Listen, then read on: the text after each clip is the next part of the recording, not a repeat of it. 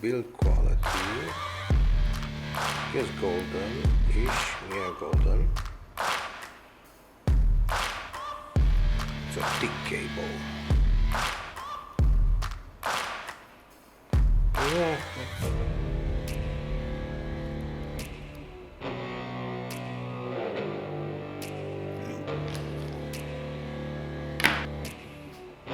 No.